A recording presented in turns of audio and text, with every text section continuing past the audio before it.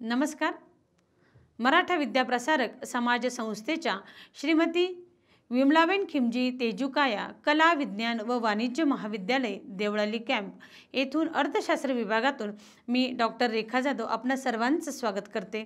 विद्यार्थी मित्रांनो, मागील तासिकेला आपण FYBAच्या पुणे युनिव्हर्सिटीच्या FYBAचा जो आपला विषय आहे अर्थशास्त्राचा, तो म्हणजे भारतीय आर्थिक पर्यावरण या विषयाचा दुसऱ्या नंबरचा जो चॅप्टर आहे कृषी पर्यावरण, या कृषी पर्यावरणाच्या अंतर्गत आपण भारतीय अर्थव्यवस्थेमध्ये शेतीची भूमिका आणि शेतीसमोरील जे काही आव्हाने आहे या आव्हानांविषयी आपण माहिती जाणून घेत होतो. त्याच्यामध्ये पहिलं जे आव्हान आहे शेतीचं ते म्हणजे आपली शेतीची उत्पादकता. ओके, तर ही शेतीची उत्पादकता म्हणजे काय, त्याचप्रमाणे शेतीची उत्पादकतेचे दोन प्रकार आणि शेतीची उत्पादकता कमी असण्याची जी विविध कारणे आहे ही विविध कारणे याचा आपण मागोवा घेतला. जसे की नैसर्गिक कारणे आहे, नैसर्गिक कारणांच्या अंतर्गत निसर्गावरील अवलंबित्व असेल, त्याचप्रमाणे जंगलतोड म्हणजे जंगल कटाई असेल, नैसर्गिक आपत्ती असेल, इत्यादी कारणांमुळे शेतीची उत्पादकता काय होते, कमी झालेली आपल्याला दिसून येते.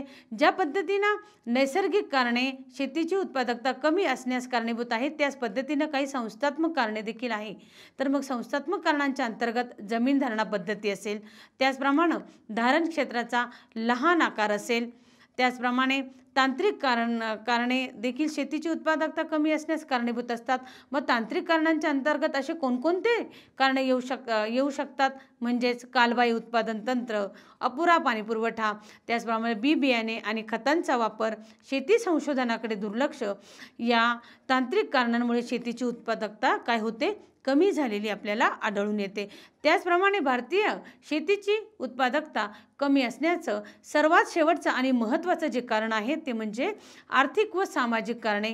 त्या अंतर्गत भांडवलाचा अभाव असेल, त्याचप्रमाणे शेतकऱ्यांचा कर्जबाजारीपणा आहे, नंतर बाजारपेठेतील दोष आणि शेतीकडे बघण्याचा जो परंपरागत दृष्टिकोन आहे, हा परंपरागत दृष्टिकोन भारतीय शेतीची उत्पादकता कमी असण्यास काय होतो, कारणीभूत होतो. याचा आपण मागील लेक्चरला सखोलपणे मागोवा घेतलेला आहे, सविस्तरपणे आपण बघितलेला आहे. विद्यार्थी मित्रांनो, आजच्या तासिकेला आपण भारतीय शेतीपुढील जी आव्हाने आहे या आव्हानांच्या अंतर्गत अजूनही अनेक आव्हाने आहे. या आव्हानांमध्ये मग ग्रामीण पतपुरवठा असेल, त्याचप्रमाणे त्याचप्रमाणे शेतमाल विक्री व्यवस्था असेल, त्याचप्रमाणे पुढे जाऊन ग्रामीण उद्योजकता, हे काही आव्हान आहे. या आव्हानांसंदर्भात आपण डिटेलपणे आजच्या लेक्चरला काय करणार आहोत, माहिती घेणार आहोत.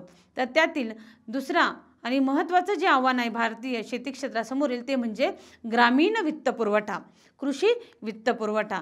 मग या ग्रामीण वित्तपुरवठा आणि कृषी वित्तपुरवठा हा शेती क्षेत्रासमोर हे आव्हान म्हणून कशा प्रकारे उभा आहे याच्याविषयी आपण संपूर्णपणे आज आपण काय करणार आहोत, माहिती घेणार आहोत. त्याच्यामध्ये विद्यार्थी मित्रांनो, ग्रामीण वित्तपुरवठा म्हटलं, शेती वित्तपुरवठा म्हटलं की आपल्या सर्वांनाच माहिती आहे की भारतामध्ये 60% लोकसंख्या, संपूर्ण लोकसंख्येच्या 60% लोकसंख्या ही ग्रामीण भागामध्ये राहते आणि ग्रामीण भागामध्ये राहणारी ही जी काही लोकसंख्या आहे, ह्या लोकसंख्येचा सगळ्यात महत्त्वाचा व्यवसाय जो आहे तर तो आपला शेती व्यवसाय आहे. आणि हाच शेती व्यवसाय शेतकऱ्याला जर त्याचा शेती व्यवसाय करायचा असेल तर त्याला मोठ्या प्रमाणामध्ये गुंतवणूक करणं आवश्यक असतं.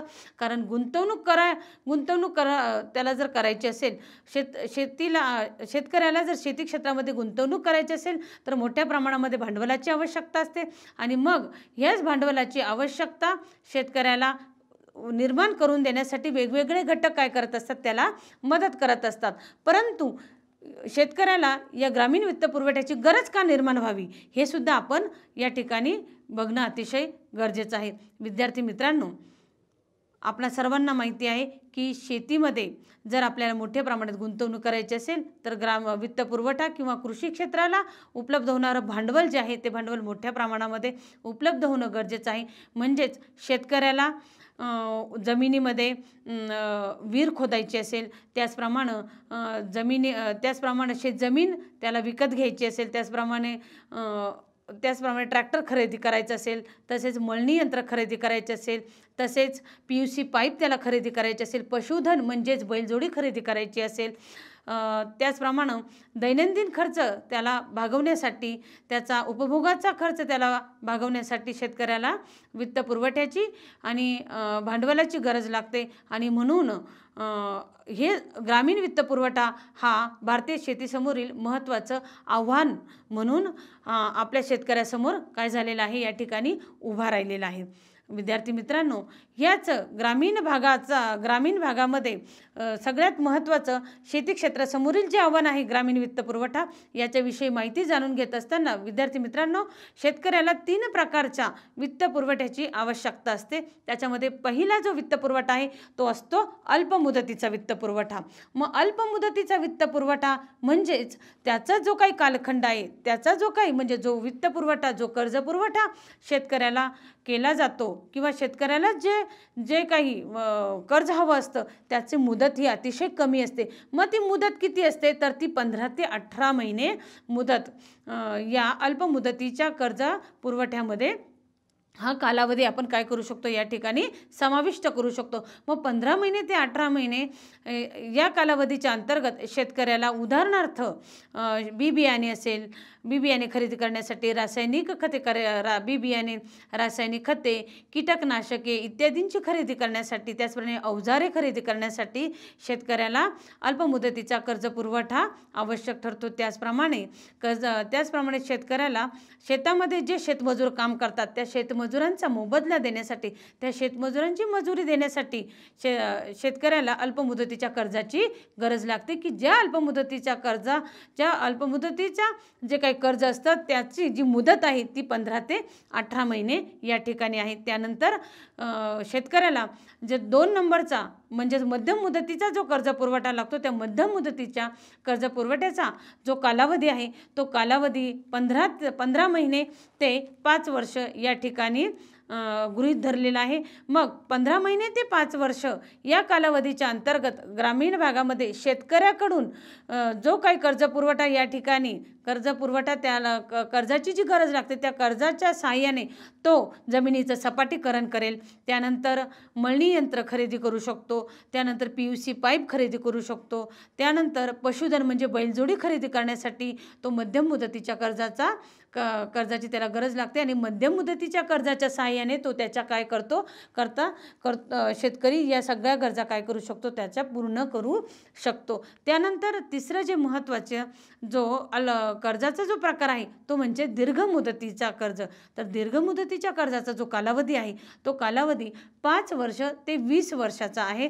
मग या अंतर्गत शेतकऱ्याला जमीन खरेदी करायची असेल, त्यानंतर विहीर खोदायची असेल, त्यानंतर ट्रॅक्टर खरेदी करायची असेल, तसेच मोठ्या प्रमाणामध्ये मागे घेतलेलं जे काही शेतकऱ्याने कर्ज आहे त्या कर्जाची परतफेड करण्यासाठी दीर्घ मुदतीचं कर्ज शेतकऱ्याला काय करत असतं, या ठिकाणी अर्थसहाय्य म्हणून काम करत असतं. मग विद्यार्थी मित्रांनो, हाच ग्रामीण वित्तपुरवठा भारतीय शेती क्षेत्रासमोरील म्हणजे शेतीपुढील एक महत्त्वाचं असं आव्हान आहे. तर हे आव्हान जर असेल तर हे ग्रामीण वित्तपुरवठ्याचं हे आव्हान पेलत असताना हे कोणकोणते स्रोत आहे की ज्याद्वारे शेतकऱ्याला, आपल्या भारतातील शेतकऱ्याला हा ग्रामीण वित्तपुरवठा जो आहे तो उपलब्ध होऊ शकतो. तर त्याचे 2 प्रकारामध्ये वर्गीकरण केलेले आहे. एक म्हणजे तुमचं बिगर संस्थात्मक स्रोत असेल आणि दुसरं आहे ते म्हणजे संस्थात्मक स्रोत. तर बिगर संस्थात्मक स्रोतांच्या अंतर्गत आपण सावकार असेल, त्याचप्रमाणे तुमचे मित्रमंडळी, तसेच नातेवाईक, तसेच जमीनदार, घाऊक व्यापारी यांचा समावेश हा बिगर संस्थात्मक स्रोतांमध्ये होतो. आणि ग्रामीण वित्तपुरवठ्याच्या स्रोतांच्या अंतर्गत दुसरा जो काही प्रकार आहे तो म्हणजे संस्थात्मक स्रोत. मग संस्थात्मक स्रोतांच्या अंतर्गत कोणकोणते घटक या ठिकाणी समाविष्ट होतात, तर सरकार असेल, त्याचप्रमाणे ज्या सहकारी पतसंस्था असतील, सहकारी बँका असतील, त्याचप्रमाणे व्यापारी बँक आहे, प्रादेशिक ग्रामीण बँक आहे, त्यानंतर राष्ट्रीय कृषी व ग्रामीण विकास बँक, यालाच आपण नाबार्ड म्हणतो. ही नाबार्ड, त्याचप्रमाणे रिझर्व्ह बँक ऑफ इंडिया आणि सर्वात महत्त्वाची शेवटची बँक जी आहे ती म्हणजे भारतीय स्टेट बँक, अशा ग्रामीण वित्त पुरवठ्याच्या या दोन्ही स्रोतांमार्फत काय केलं जातं, शेतीला कर्ज पुरवठा उपलब्ध करून दिला जातो. आणि मग हे बघत असताना आपण आता पॉईंट टू पॉईंट या ठिकाणी ग्रामीण वित्त पुरवठ्याचे स्रोत आता आपण या ठिकाणी अभ्यासणार आहोत. त्याच्यामध्ये पहिला जो स्रोत आहे तो म्हणजे बिगर संस्थात्मक स्रोत. मग बिगर संस्थात्मक स्रोतांमध्ये विद्यार्थी मित्रांनो, बिगर संस्थात्मक स्रोतांचा म्हणजे सावकार असेल, त्याचप्रमाणे जमीनदार असेल, तुमचे मित्रमंडळी, नातेवाईक, सगळे सोयरे, घाऊक आणि किरकोळ व्यापारी जे आहे, या व्यापाऱ्यांचा जो काही कर्ज पुरवठा करण्याचा जो काही कर्ज पुरवठा त्यांच्याकडून जो उपलब्ध होतो ग्रामीण भागाला, शेतकऱ्याला, तो जर आपण पाहिला तर तो 2002 मध्ये 47% असलेला आपल्याला या ठिकाणी आढळून येतो. याच्यामध्ये पहिला आहे बिगर संस्थात्मक स्रोतांच्या अंतर्गत पहिला जो घटक आहे तो म्हणजे सावकार. विद्यार्थी मित्रांनो, बिगर संस्थात्मक स्रोतांच्या अंतर्गत सावकार हा जो काही अतिशय महत्त्वाचा स्रोत आहे, तो स्रोत ग्रामीण भागामध्ये आजही अतिशय महत्त्वपूर्ण भूमिका बजावत असलेला आपल्याला दिसून येतो. म्हणजे ग्रामीण भागामध्ये आजही सावकाराचं अस्तित्व टिकून आहे हे विसरता कामा नये. कारण की त्याच्या मागे असलेलं सगळ्यात महत्त्वाचं असं जे काही वैशिष्ट्य आहे, सावकाराचे काम करण्याची जी पद्धत आहे, ती पद्धत म्हणजे 24 तास सेवा सावकार देत असतो.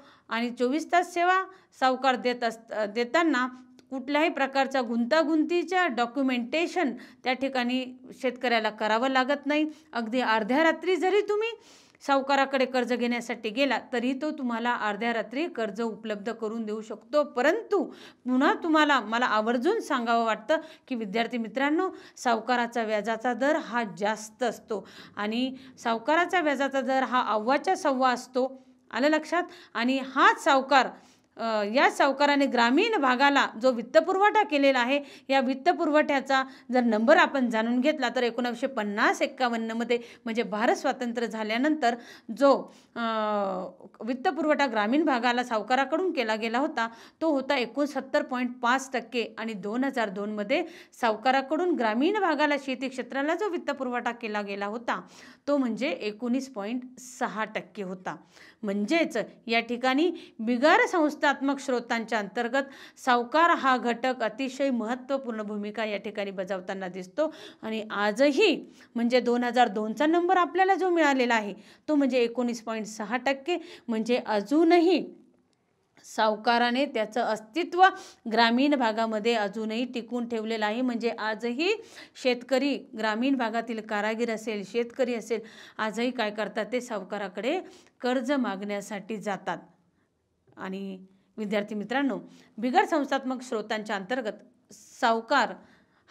सावकाराविषयी आपण माहिती जाणून घेतल्यानंतर दुसरा जो पॉईंट आहे तो म्हणजे नातेवाईक आणि मित्रमंडळी. बघा, जेव्हा आपली बँका उपलब्ध नव्हत्या तेव्हा शेतकरी त्यांचे नातेवाईक असेल, मित्रमंडळी असेल, सगळे सोयरे असेल, यांच्याकडनं काय करायचे, कर्ज, यांच्याकडनं पैसे उधार घ्यायचे.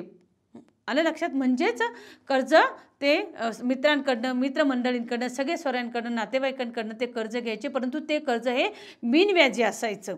आलं लक्षात? आणि बिनव्याजी घेतलेल्या कर्जाची परतफेड जेव्हा पीक कापणीला येईल तेव्हा, जेव्हा मार्केटमध्ये ते विकलं जाईल तेव्हा त्या कर्जाची परतफेड या मित्रमंडळी, सगळे सोयरे आणि नातेवाईक यांच्याकडून घेतलेल्या कर्जाची परतफेड नंतर केली जात असे. आलं लक्षात? त्यानंतर बिगर संस्थात्मक स्रोतांच्या अंतर्गत आपण नातेवाईक आणि मित्रमंडळी यांचा जो काही वित्तपुरवठ्याच्या बाबतीमध्ये जो काही हिस्सा आहे तो जर आपण जाणून घेतला तर 2002 मध्ये नातेवाईक आणि मित्रमंडळी यांच्याकडून 7.1% इतका कर्ज पुरवठा केला गेला होता. म्हणजे विद्यार्थी मित्रांनो, नातेवाईक आणि मित्रमंडळी यांच्याकडनं मोठ्या प्रमाणावर किंवा दीर्घ मुदतीचा कर्ज पुरवठा उपलब्ध होत नाही, तर थोड्या कालावधीसाठी का होईना नातेवाईक आणि मित्रमंडळी यांच्याकडनं कर्ज पुरवठा काय होतो, या ठिकाणी उपलब्ध होतो. त्यानंतर बिगर संस्थात्मक स्रोतांच्या अंतर्गत जमीनदार हा तिसरा घटक अतिशय महत्त्वाचा आहे. जमीनदार म्हटलं की आपल्याला संपूर्ण आपल्या शेती आपली शेती आपल्या शेतीची आपला काही भारतीय अर्थव्यवस्था, त्यानंतर भारत स्वातंत्र्यापूर्वी असलेली ती जमीनदारी पद्धती, याचं सगळं चित्रण आपल्या समोर उभं राहतं. आणि हाच जमीनदार काय करत असतो, बिगर संस्थात्मक स्रोतांच्या अंतर्गत ग्रामीण भागाला, शेती क्षेत्राला वित्त पुरवठा करत असतो. त्याचबरोबर जे मोठे मोठे ग्रामीण भागामध्ये जे मोठे मोठे शेतकरी असतात, हे मोठे मोठे शेतकरी सुद्धा काय करत असतात, छोट्या शेतकऱ्यांना कर्ज पुरवठा उपलब्ध करून देत असतात. परंतु या मोठ्या शेतकऱ्यांचा जास्तीत जास्त मोठ्या प्रमाणामध्ये पैसा मिळवण्याचा यांचा मुख्य उद्देश नसतो किंवा त्यांचा हेतू नसतो, तर त्यांचा मुख्य उद्देश असा असतो की मुख्य उद्देश त्यांचा असतो की ग्रामीण भागामध्ये त्यांचं राजकीय वर्चस्व त्यांना टिकून ठेवायचं असतं, प्रस्थापित करायचं असतं. आणि म्हणून ते काय करत असतात की ग्रामीण भागातील छोट्या छोट्या शेतकऱ्यांना काय करत असतात, ते कर्ज पुरवठा उपलब्ध करून देत असतात. इव्हन एवढंच नाही, त्याच्यामागे त्यांचा मुख्य हेतू हाच असतो की जेव्हा हंगामाच्या काळामध्ये जेव्हा पिकाची पेरणी करायची पिकाची पेरणी करावी लागेल, त्याचप्रमाणे पिकाची मळणी करावी लागेल, कापणी करावी लागेल, अशा वेळेस ते छोट्या छोट्या शेतकऱ्यांची त्यांना काय व्हावी, मदत व्हावी. हा मुख्य हेतू कुणाचा असतो, तर मोठ्या शेतकऱ्यांचा असतो आणि या जमीनदारांचा असतो. म्हणून बिगर संस्थात्मक स्रोतांच्या अंतर्गत आपण जमीनदाराविषयी सुद्धा आपल्याला माहिती जाणून घेणं गरजेचं असतं. त्यानंतर चौथा जो काही महत्त्वाचा मुद्दा आहे तो म्हणजे घाऊक आणि किरकोळ व्यापारी. विद्यार्थी मित्रांनो, घाऊक आणि किरकोळ जे व्यापार आहे, किरकोळ जे व्यापारी आहे, यांच्याकडे जेव्हा शेतकरी जेव्हा शेतमालाची विक्री शेतकरी जेव्हा कर्ज पुरवठा उपलब्ध करून घेण्यासाठी जेव्हा घाऊक आणि किरकोळ व्यापाऱ्याकडे जातो, त्याच्यामध्येच त्यांचे अडते असेल, त्याच्यानंतर दलाल असेल, जे काही मध्यस्थ असतात, ते जे काही एजंट असतात, यांच्याकडनं काय केलं जातं की शेतमालाची म्हणजे शेतमाल आपल्याला तयार करायचं, जमीन जेव्हा तयार करायची असते तेव्हा जमीन तयार करत असताना जे अनेक प्रॉब्लेम्स क्रिएट होतात, त्याच्यासाठी मोठ्या प्रमाणामध्ये भांडवलाची आवश्यकता असते. तेव्हा तो भांडवल उपलब्ध करून देण्यासाठी ते किरकोळ आणि घाऊक व्यापाऱ्याकडे जातात आणि घाऊक आणि किरकोळ व्यापारी या शेतकऱ्याला काय करत असतात, भांडवल उपलब्ध करून देत असतात. परंतु त्याच वेळेस ते काय करत असतात, ठराविक आणि त्याच वेळेस ते शेतकऱ्याबरोबर बोली करून घेत असतात, जेणेकरून की शेतकऱ्याचा शेतमाल निघाल्यानंतर शेतकऱ्याचा शेतमाल कापणीला आल्यानंतर, कापणी झाल्यानंतर तो ठराविक दरानेच त्याच घाऊक व्यापाऱ्याला किंवा त्याच किरकोळ व्यापाऱ्याला काय करावं लागतो, त्या शेतकऱ्याला विकावा लागतो. म्हणजे या ठिकाणी शेतकऱ्याचं दोन्ही बाजूने काय होतं, शोषण होतं. एकतर किरकोळ आणि घाऊक व्यापाऱ्याचा जो व्याजाचा दर असतो, तो कर्जपुरवठ्याचा जो व्याजाचा दर असतो, कर्जाचा जो व्याजाचा दर असतो तो जास्त असतो. आणि दुसऱ्या बाजूला जेव्हा शेतमाल हा मार्केटमध्ये नेण्याची वेळ येते, तेव्हा मार्केटमध्ये न घेऊन जाता त्याला तो प्रथम कुणाला विकावा लागतो, त्या घाऊक व्यापाऱ्याला किंवा किरकोळ व्यापाऱ्याला तो विकावा लागतो. आणि या ठिकाणी त्याला त्याच्या शेतमालाला पाहिजे ती किंमत या ठिकाणी मिळत नाही. तर विद्यार्थी मित्रांनो, म्हणजेच या ठिकाणी बिगर संस्थात्मक स्रोतांच्या अंतर्गत सावकार असेल, मित्रमंडळी, नातेवाईक असतील, सगळे सोयरे असतील, जमीनदार असेल, त्यानंतर मोठे शेतकरी असतील, किरकोळ व्यापारी असतील, घाऊक व्यापारी असतील, यांची जी काही भूमिका आहे, यांचं जे काही स्थान आहे ग्रामीण वित्त पुरवठ्याच्या स्रोतांच्या अंतर्गत, ते अतिशय महत्त्वाचं आहे. कारण की त्यांनी सुद्धा शेती क्षेत्राला किंवा शेतकऱ्याला मोठ्या प्रमाणामध्ये कर्ज पुरवठा या ठिकाणी करून दिलेला आपल्याला आढळतो. नाण्याला तर दोन बाजू आहे, चांगले आहे आणि वाईट आहे. परंतु ग्रामीण वित्त पुरवठ्याच्या स्रोतांअंतर्गत आपल्याला या ठिकाणी बिगर संस्थात्मक स्रोतांचं जी काही बाजू आहे, ती बाजू आपल्याला या ठिकाणी कर्ज पुरवठ्याच्या बाबतीमध्ये जाणून घेणं गरजेचे आहे. आणि ही जी भूमिका बिगर संस्थात्मक स्रोतांची आहे, ती महत्त्वपूर्ण असलेली आपल्याला या ठिकाणी आढळून येते. विद्यार्थी मित्रांनो, ग्रामीण वित्त पुरवठ्याच्या स्रोतांच्या अंतर्गत दुसरा जो स्रोत आहे तो म्हणजे संस्थात्मक स्रोत. आणि याच संस्थात्मक स्रोतांच्या अंतर्गत सरकारच्या निर्बंधाने, सरकारने जे ठरवून दिलेले जे नियम आहे, त्या नियमांना नियमांच्या अधीन राहून विविध बँका जे कार्य करत असतात त्या बँकांचा समावेश कशामध्ये होत असतो तर या संस्थात्मक स्रोतांमध्ये होत असतो. विविध संस्थांचा समावेश या कशामध्ये होतो तर संस्थात्मक स्रोतांमध्ये होतो की या संस्था काय करत असतात ग्रामीण भागाला वित्तपुरवठा, शेती क्षेत्राला वित्तपुरवठा उपलब्ध करून देत असतात. त्याच्यामध्ये पहिला स्रोत आहे तो म्हणजे तुमचा सरकारची भूमिका ग्रामीण भागाला वित्तपुरवठा, शेती क्षेत्राला वित्तपुरवठा करून देण्याच्या बाबतीमध्ये सरकारची भूमिका अतिशय महत्त्वाची आहे. कारण की सरकार प्रत्यक्ष आणि अप्रत्यक्षरित्या ग्रामीण भागाला मोठ्या प्रमाणामध्ये कर्ज उपलब्ध करून देतं आणि अशा प्रकारे कर्ज उपलब्ध करून देत असताना महाराष्ट्र सरकार जेव्हा शेती क्षेत्राला कर्ज पुरवठा उपलब्ध करून देते तेव्हा त्याला तगाई कर्ज असं म्हटलं जातं. म्हणजेच तगाई कर्ज हे नैसर्गिक आपत्तीच्या काळामध्ये सरकारकडनं मोठ्या प्रमाणामध्ये उपलब्ध करून दिलं जातं की ज्या कर्जाचा व्याजदर हा अतिशय काय असतो कमी असतो आणि या कर्जाची परतफेड करत असताना वेगवेगळ्या म्हणजेच या कर्जाची परतफेड सुलभ हप्त्यांमध्ये काय केली जाते करून घेतली जाते. म्हणजेच कुठल्याही प्रकारच्या रिस्ट्रिक्शन या ठिकाणी लावले जात नाही. म्हणजेच ग्रामीण भागाला शेती क्षेत्राला समोर ठेवून अग्रक्रम देऊन सरकारनं काय केलेलं आहे हा ग्रामीण वित्तपुरवठा करून देऊन शेती क्षेत्राचा विकास करण्यासाठी सरकारनं प्रयत्न केलेले आहे. त्यानंतर संस्थात्मक स्रोतांच्या अंतर्गत सहकारी बँका आणि पतसंस्था महत्त्वपूर्ण भूमिका बजावताना आपल्याला या ठिकाणी दिसून येतं. म्हणजेच सहकारी बँका स्वातंत्र्य प्राप्तीनंतर जर आपण बघितलं तर सरकारनं जी काही सहकार चळवळ आहे त्या सहकार चळवळीला वेग दिलेला आपल्याला या ठिकाणी आढळून येतं. त्याच्यामध्ये 1904 मध्ये सहकारी बँक विषयक कायदा संमत झाला आणि त्याच्यानंतर 1912 मध्ये सहकारी जो काही हा कायदा आहे या कायद्यामध्ये काय केलेली आहे सुधारणा केलेली आहे आणि म्हणून या अंतर्गत शेती क्षेत्राला मोठ्या प्रमाणामध्ये काय होतो आहे की कर्जपुरवठा उपलब्ध करून देण्याचा प्रयत्न गव्हर्नमेंटच्या अंतर्गत किंवा संस्थात्मक स्रोतांच्या अंतर्गत करून दिला जातो. याच्यामध्ये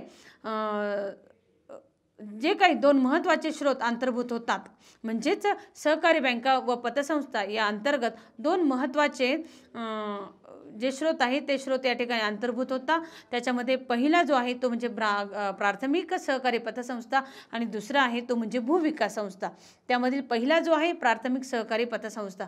प्राथमिक सहकारी पतसंस्थेविषयी माहिती जाणून घेत असताना आपल्याला प्रकर्षानं जाणवतं की प्राथमिक सहकारी पतसंस्था या ग्रामीण भागातच आढळतात आणि या ग्रामीण भागामध्ये प्राथमिक सहकारी पतसंस्था मोठ्या प्रमाणामध्ये आढळून येतात. 1950-51 मध्ये जर आपण पाहिलं तर 3.1% पतपुरवठा हा प्राथमिक सहकारी पतसंस्थांमार्फत ग्रामीण भागाला केला गेला होता. म्हणजेच यामार्फत या ज्या काही प्राथमिक पतसंस्था आहे सहकारी पतसंस्था आहे या पतसंस्थांच्याद्वारे शेती क्षेत्राला किंवा शेतकऱ्याला बचत करण्यासाठी काय केलं जातं एक प्रकारे प्रवृत्त केलं जातं.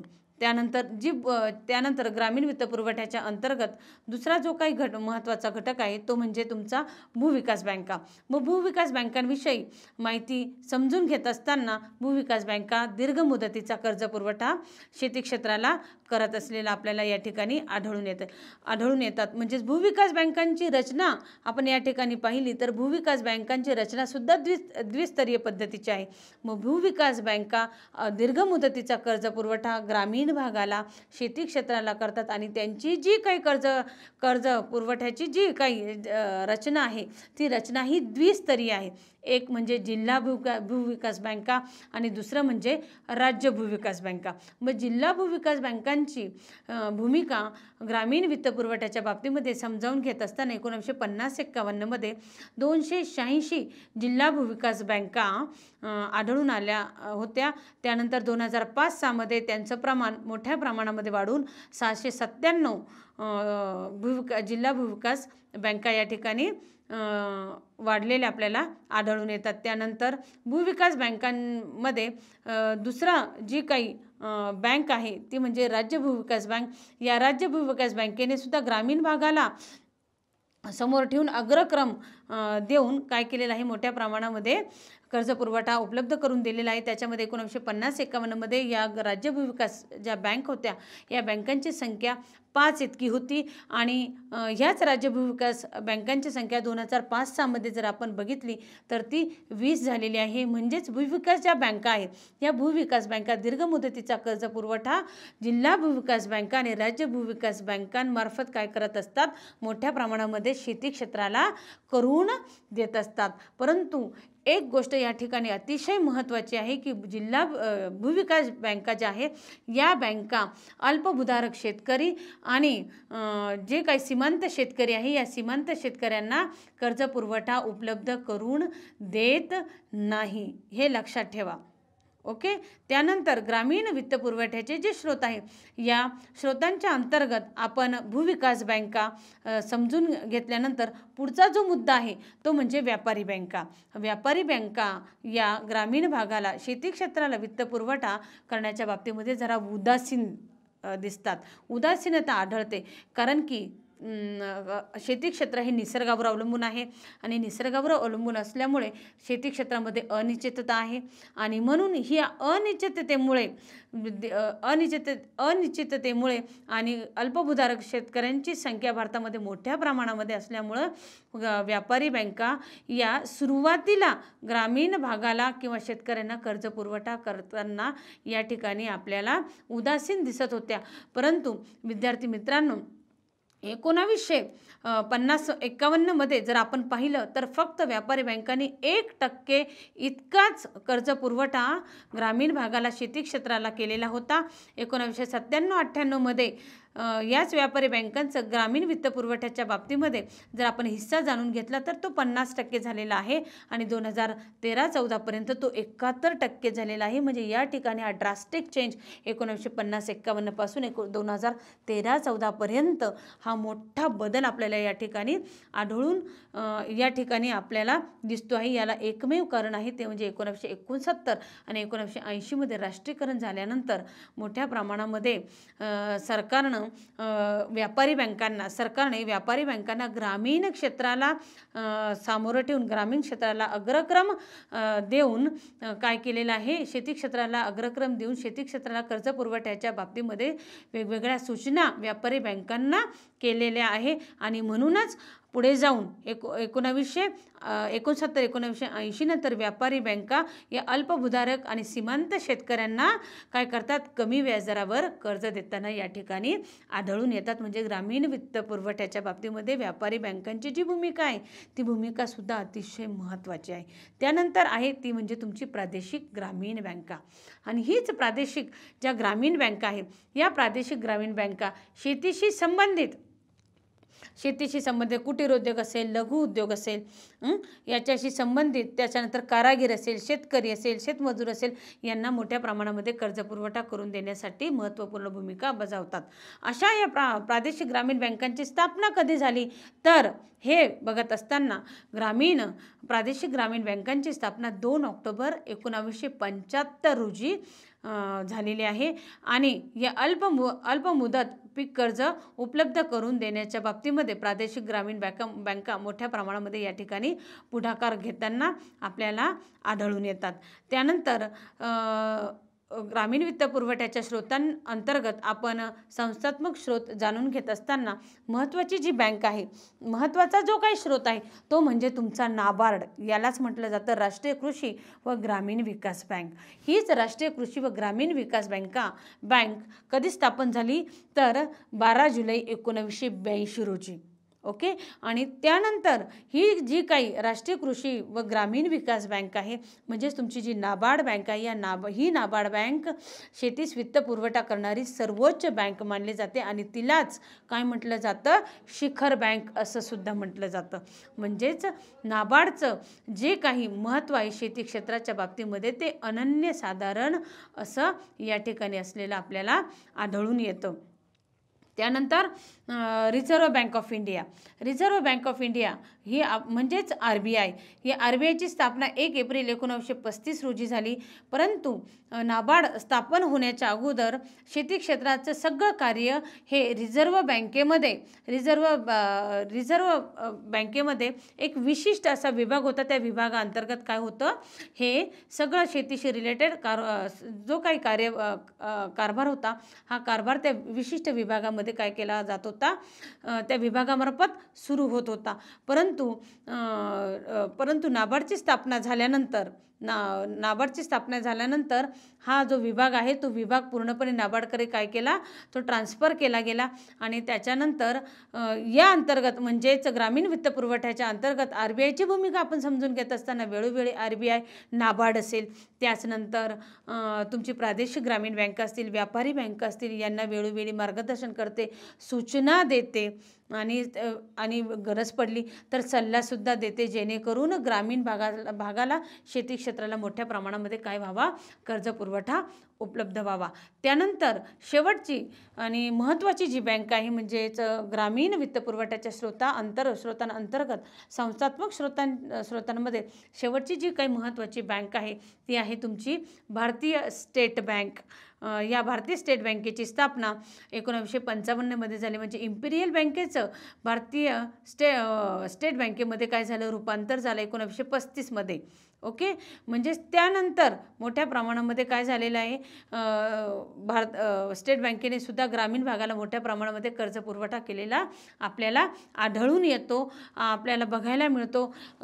एक वेळेस म्हणजे या काही भारतीय जी स्टेट बँक आहे, या स्टेट बँकेच्या शाखा फक्त शहरी भागातच नाही तर शहरी भागापेक्षा मोठ्या प्रमाणामध्ये ग्रामीण भागामध्ये आपल्याला शेती क्षेत्राला कर्ज पुरवठा करण्याच्या बाबतीमध्ये स्टेट बँकेच्या शाखा आपल्याला ग्रामीण भागामध्ये मोठ्या प्रमाणामध्ये असलेल्या आपल्याला आढळून येतात. म्हणजे विद्यार्थी मित्रांनो, ग्रामीण वित्त पुरवठा हा काही शेती क्षेत्रासमोरील महत्त्वाचं जे आव्हान आहे, या आव्हानांविषयी माहिती समजून घेत असताना आपण बिगर संस्थात्मक स्रोत, त्यानंतर संस्थात्मक स्रोत याच्या अंतर्गत आपण वेगवेगळे विविध मुद्दे या ठिकाणी आपण कव्हर केलेले आहे. म्हणजेच बिगर संस्थात्मक स्रोतांमध्ये सावकार असेल, नातेवाईक असेल, मित्रमंडळी, जमीनदार असेल, घाऊक व्यापारी, या सगळ्याच बिगर संस्थात्मक स्रोतांचा जो काही ग्रामीण वित्त पुरवठ्यामध्ये जे काही महत्त्व आहे, ग्रामीण वित्त पुरवठ्यामध्ये त्यांची जी भूमिका आहे ती महत्त्वाची आहे. त्यानंतर संस्थात्मक स्रोतांच्या अंतर्गत सरकार असेल, मग तो केंद्र सरकार असेल किंवा राज्य सरकार असेल, त्यानंतर सहकारी बँका, पतसंस्था असतील, त्याच्यानंतर प्रादेशिक ग्रामीण बँका असतील, व्यापारी बँका असतील, राष्ट्रीय कृषी व ग्रामीण विकास बँक म्हणजे तुमची नाबार्ड बँक असेल, नंतर रिझर्व्ह बँक ऑफ इंडिया असेल, म्हणजेच त्यानंतर आपली भारतीय स्टेट बँक असेल. या संस्थात्मक स्रोतांचा आणि बिगर संस्थात्मक स्रोतांचा ग्रामीण वित्त पुरवठ्याच्या स्रोतांअंतर्गत आपण डिटेलमध्ये माहिती आपण या ठिकाणी आज घेतलेली आहे. विद्यार्थी मित्रांनो, भारतीय शेती क्षेत्रासमोरील जे महत्त्वपूर्ण जे आव्हान आहे ग्रामीण वित्त पुरवठ्याचं, याच्याविषयी सखोल माहिती आपण घेतल्यानंतर मी तुम्हाला एक सब टॉपिकवरती मी तुम्हाला एक असाइनमेंट देणार आहे. ती असाइनमेंट तुम्ही सविस्तरपणे लिहून गुगल क्लासरूमला तुम्ही सेंड करायची आहे किंवा तुम्ही मला ईमेल केलं तरीसुद्धा चालणार आहे. मग असाइनमेंटचा जो काही क्वेश्चन आहे तो क्वेश्चन असा आहे, भारतातील कृषी वित्त पुरवठ्याचे संस्थात्मक व बिगर संस्थात्मक स्रोत सविस्तर स्पष्ट करा. ओके, त्यानंतर विद्यार्थी मित्रांनो, आपण पुढील लेक्चरला भारतीय शेती पुढील जी आव्हाने आहे, या आव्हानांच्या अंतर्गत आपण आत्तापर्यंत फक्त 2च आव्हानं कंप्लीट केलेली आहे. ते म्हणजे पहिलं आव्हान होतं शेतीची उत्पादकता आणि दुसरं आव्हान आज आपण जे काही घेतलेलं आहे ते म्हणजे कोणतं, तर ग्रामीण वित्त पुरवठा. अजून जे काही भारतीय शेतीसमोरील जे 2 आव्हानं बाकी आहे ते म्हणजे तुमचं शेतमाल विक्री व्यवस्था आणि पुढे म्हणजे ग्रामीण उद्योजकता. याच्याविषयीचे दोष आणि उपाययोजना आपण काय करणार आहोत, नेक्स्ट लेक्चरला काय करणार आहोत, कंप्लीट करणार आहोत. नेक्स्ट लेक्चरला आपण ते घेणार आहोत. आलं लक्षात? तोपर्यंत छान अभ्यास करा. ओके, धन्यवाद.